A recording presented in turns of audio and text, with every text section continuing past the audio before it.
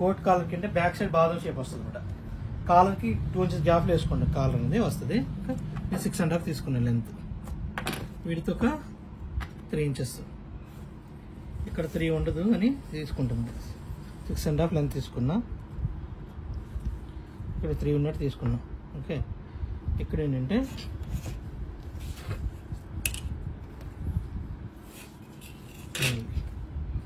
ఇలా పెట్టుకున్నాక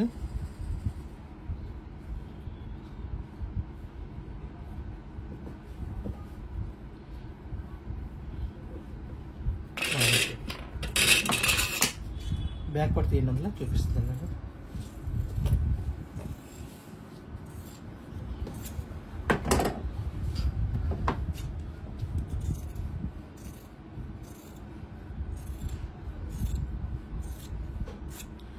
ఇది ఇలా వచ్చేస్తాం, ఇక్కడ యాడింగ్ చేసుకుంటాం. యాడింగ్ ఇలా వచ్చేస్తున్నా, ఇలా ఓపెన్ ఇంకా క్లియర్ చెప్పంటే మీకు కాలర్, ఇక్కడ కాలర్ వస్తుంది కాబట్టి ఈ ప్లేస్లో మీకు ఇలా వచ్చేస్తుంది. అండ్ రెగ్యులర్ కోట్ కాలర్ కుడుతున్నాయి, at the same time back design కూడా అయిపోతుంది అనమాట.